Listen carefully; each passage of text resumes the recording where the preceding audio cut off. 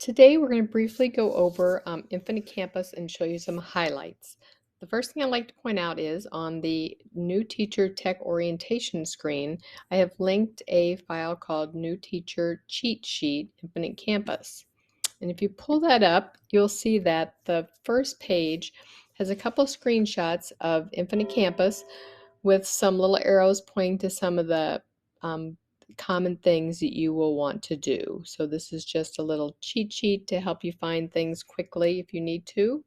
On the second page of the document, it's more of a breadcrumb look to find where you find things. So there's a section for classroom teachers to show you where you find commonly used things. There's a small section for special ed teachers, and there's a little section for all.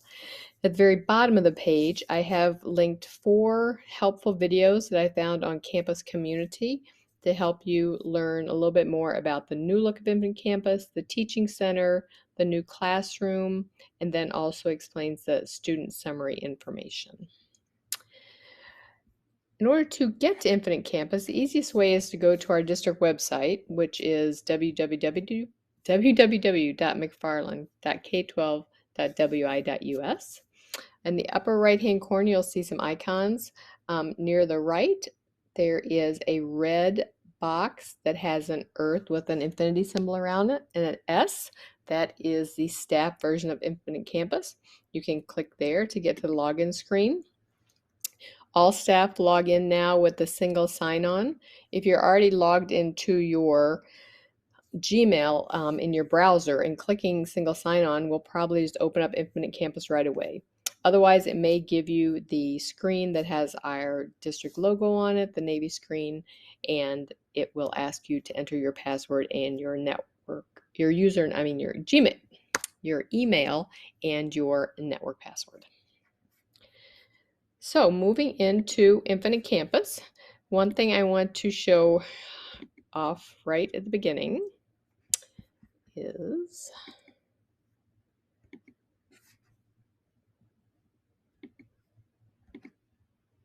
if you are a special ed teacher that's new to the district, you will probably see something like this. This is the classic version of Infinite Campus. The classic version has 2 sides to it. It has the tool side. That's where most of our support staff, office staff, and special ed teachers work. And then there's the instruction side where the teachers work. So special ed teachers, you're probably going to be here. What I'm going to be advising all teachers, especially if you're new to Infinite Campus, is that you try the new look from Infinite Campus. They're coming out with a new interface, and they've already released it. It's been out for about a year, and for the next year, you'll be able to choose between the classic version and the new look. If you're just learning Infinite Campus, I suggest you go ahead and switch to the new look and just learn that, and then you'll be all set, and you won't have to relearn anything when they do make the switch.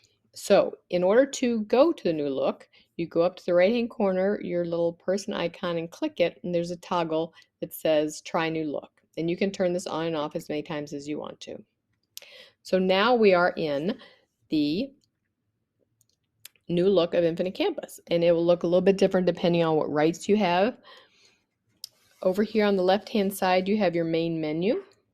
There are 2 ways you can do this. You can click on the categories and it'll show you this flyout menu on the side with different subcategories with tools underneath each one. So each option has different, like behavior office only has 2 different things under it. Communication has a couple. The other option is to click this little grid at the top of your next where it says main menu, and it'll put it into a hierarchical kind of outline structure. So then when you open up, it opens up down and you have your little content areas with the tools underneath. So it's personal preference, whichever one you would like to use. I'm going to switch back to the flyout menus. Right next to your main menu folder here, you have this star. The star is your favorites, and you can decide what you want to be in your favorites. So I have Message Center, Roster, Attendance, Teaching Center, and Seating Charts in mine. The way you put something into your favorites is first you pull up the tool. So right now I am pulled up, I have Teacher Center pulled up, and there's this blue little star. That indicates it's in my favorites. If I unclick that, it will disappear from my favorites. If I click it again, it will appear. So if you want something to be in your favorites, you pull up the tool, click the star till it turns blue, and then it becomes in your favorites. And you also have the option to move these things around to whatever order you would like to do. So you can click on Edit. Oops. Hold on. Edit. And then you're able to drag these and put them wherever you would like. And then just say Save. The next little icon on your menu is the Recent Tools icon, and when you click on that, it shows you any tools you've accessed recently, so you can quickly get back to somewhere that you were if you would like. At the top of the screen, right above your menu, there are two things, the three little lines, horizontal lines. That's how you control your menu. You can collapse it by clicking on that, and it will go away to the side, so you can give you more room on your desktop, or you can click it again and it'll come back. You also have a search tool. This is where you would be searching for students, but also one very helpful feature is it also allows you to search for tools. So if you're having trouble finding something, say you cannot find out where the seating chart tool is, you can come to the tools, change to search, and say seating, and there it will show you that, and you can click on it, and then you can go to the seating chart tool. So always remember that you do have this tool search option available to you. Okay, now I want to move over to something new. It's changed. It's not new. It's changed a little bit. The Teaching Center used to be called the Control Center. It shows each of your courses, and you are able to do things right from here. So you can take attendance with this first little button. You can go to your assignments, and you can even grade assignments from there. You can go to your class discussions if you have any, and you can do an engagement check-in. The engagement check-in is just a quick little way to check in with your students. I created a brief one right here. I did a first day check-in. I added a couple questions. The questions are limited. You cannot add your own questions. They have a question bank. So I asked, how are you feeling? And these are the answers they would choose. And then as a follow-up, it asked them, is there anything else you would like to say? The second question was, how do you feel in class? Again, the smiley faces are their answers, and then they can also do another follow-up, is there anything else you would like to say? I can look at my response summary, and I can see that 2 people have responded and 20 have not opened it. And I can look at my student responses. And this student did not respond, but I can do the filter up here. And then I can say I want to see those that responded and apply. And I see I had one student respond, and I can see their answers right there.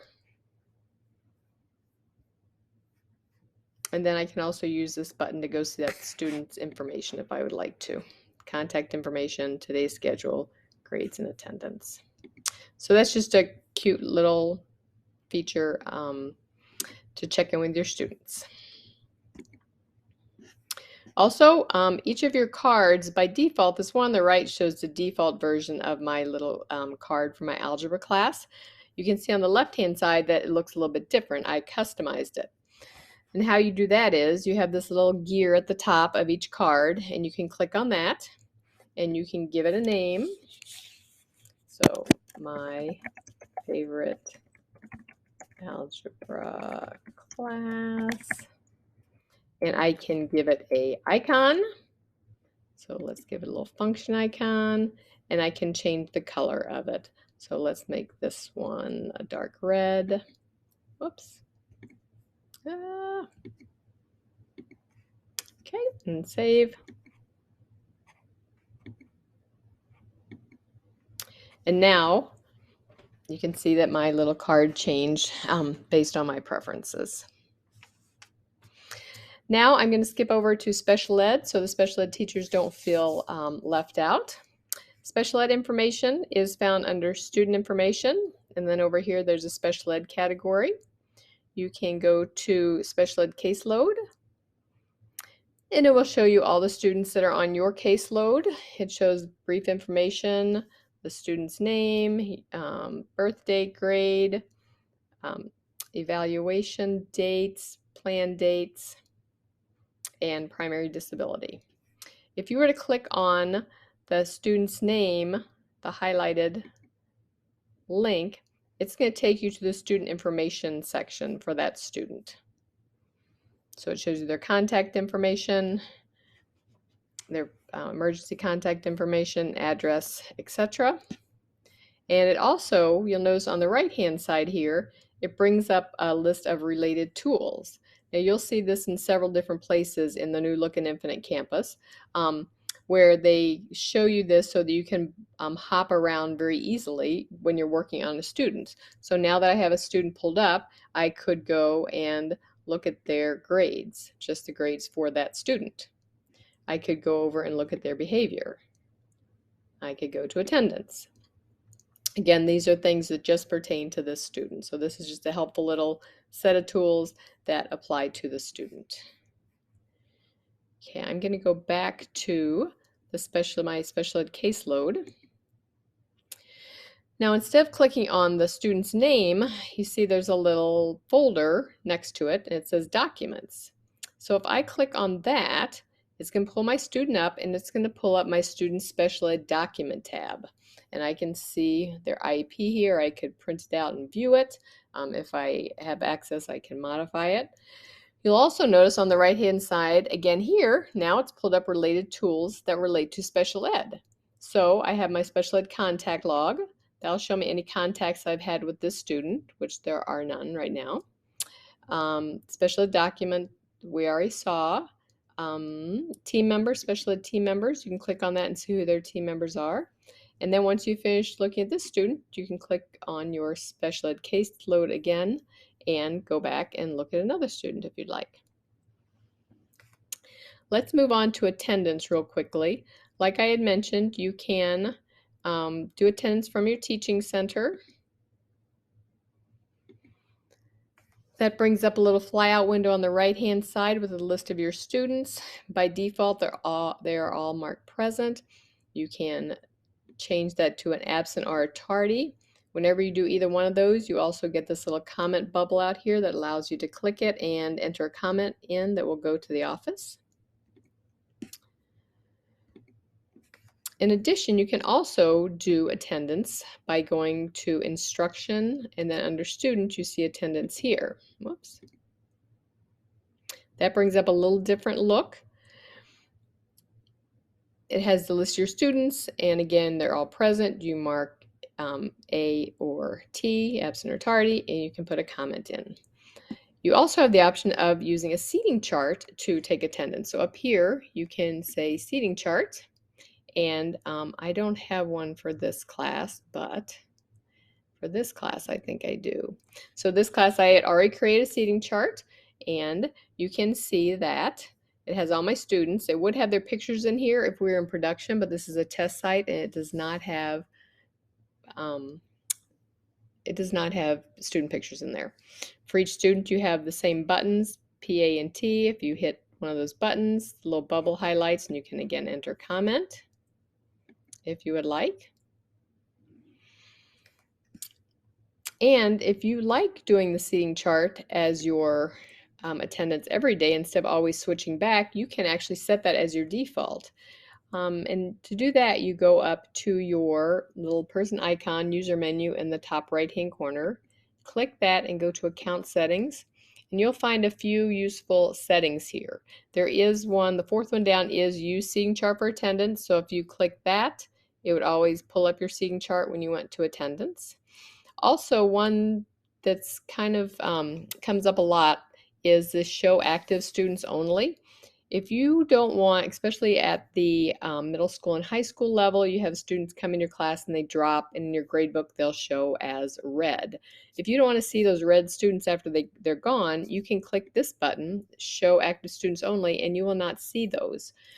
However, you have to remember that if it's getting near to the end of the semester and somebody drops, or maybe they change classes and you need to go find their grades to pass on to the other teacher or whatever, you will not be able to see those students anymore until you uncheck this box. So I have a lot of people come and say, oh, the student dropped my class and it deleted all their grades. It didn't delete them, but if you have this hidden, if you had this checked, it will hide them from you. Another option is show student pictures. So if you do that, it'll show their picture on the roster, attendance, several different places in Infinite Campus. So those are your account settings.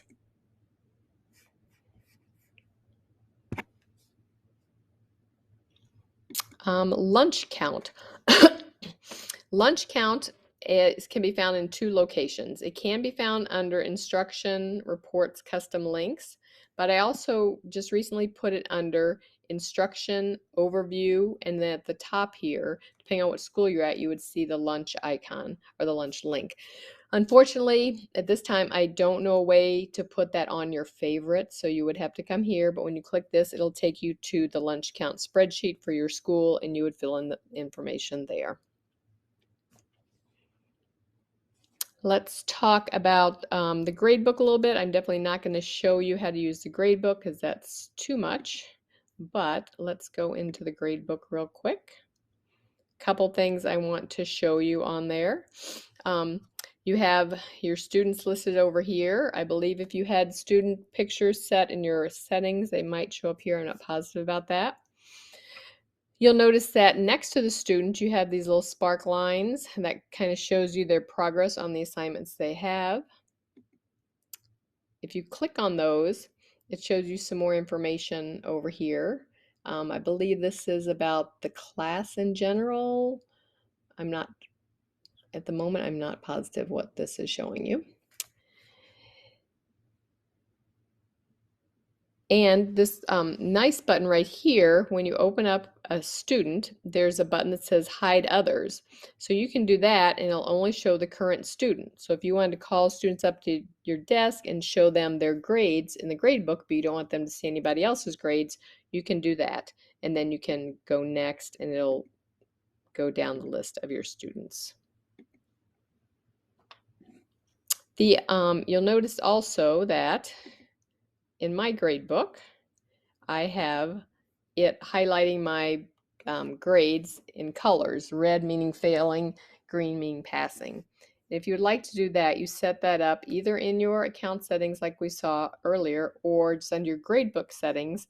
There's a setting under preferences that says pass fail coloring settings. And you can open that up. It opens your account settings up, and you can see that I have it set for show pass fail coloring for grades and show pass coloring for scores. So grades will be your final calculated grade and the scores would be for each assignment. So if I turned this off and saved, so now I only see it for my proficiency estimate. I don't see it for all my assignments. So you can control those separately. There's also an option under here, under preferences, to display the spark line that I mentioned earlier. So if you don't like that, you can make that disappear.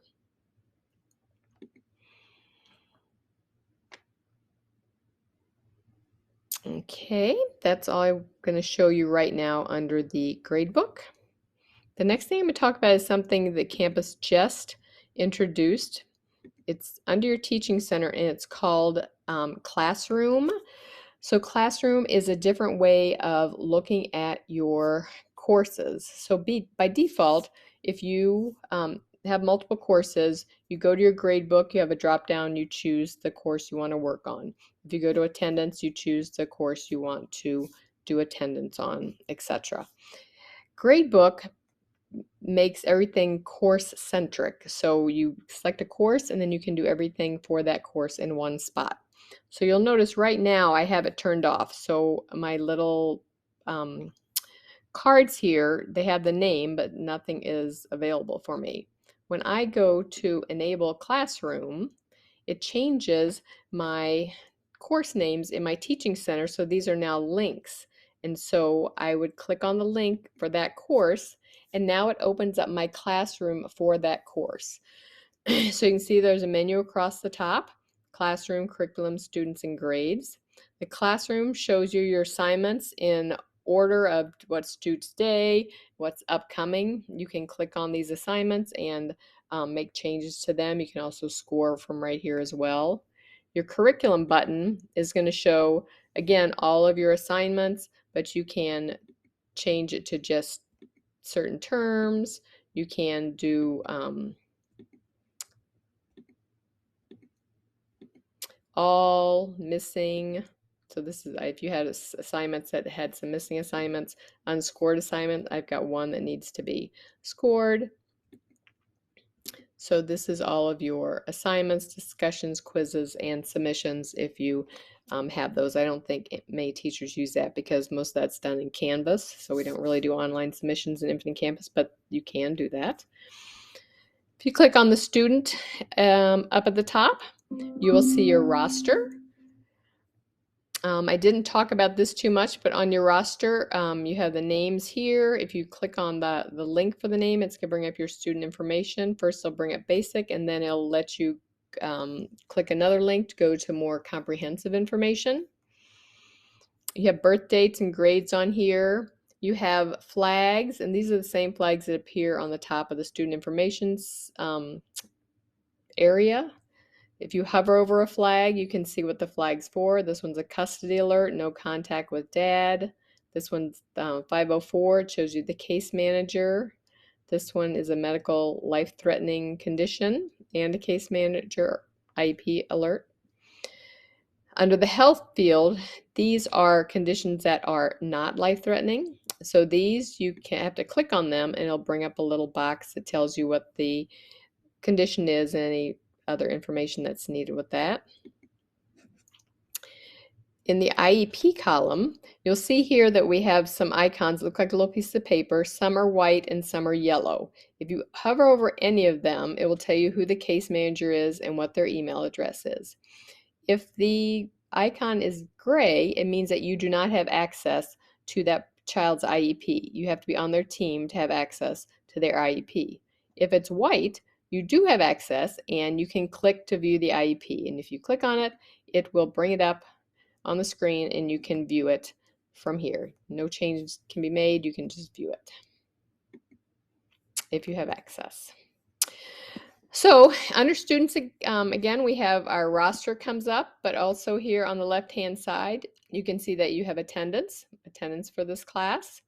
You can see locker information if that's pertinent to your school.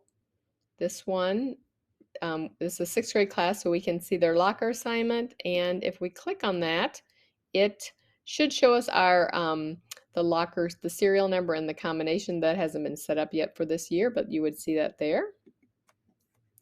You can do your seating charts. You can either view one if it's already there, or you can create it from here. And you can create student groups. And student groups allow you to create groups, subgroups within your class, and you can assign assignments just to a subgroup as opposed to the whole class if you would like to. Under the Grades tab, it opens up your gradebook for that course, and then you can do everything you could in your gradebook for that course. You just don't have the option to change, because right now, remember, we're working on science right here.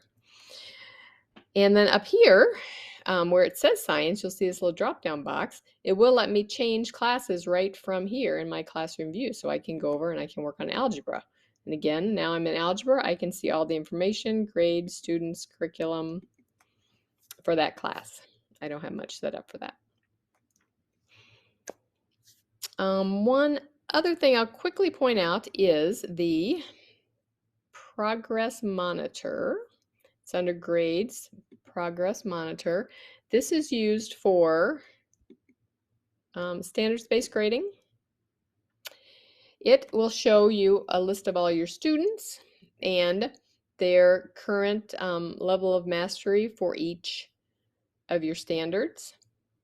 It shows you how many assignments and how many assignments there are and how many have been scored. So 4 out of 4 assignments are scored. Over here, only on this standard, only 1 out of 4 assignments are scored. It tells you there's unscored assignments here, and I believe you can click there and it'll open up your information about your assignments. And again, you can open these up from here and you can grade from here. Okay, and then I should be able to get out of here, but okay. Oh, and this is for my student. So this is the first student, and this is their, you can grade their assignments right here, and then you can put comments on them. Okay, and I can't see how to get out of here. So back to Progress Monitor.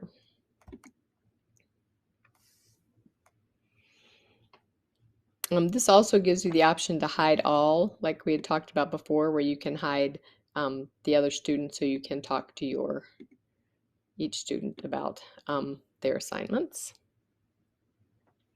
And then assignment overview is the last thing I'm going to show you on here. This gives you a look at all your assignments kind of broken down by your standards. So term 1, I have my 3 standards, and these are the assignments that I have under there. So that's like a quick overview, hierarchical overview of your assignments for this class. And that is all I have today, so I hope that's been helpful for you. Thank you.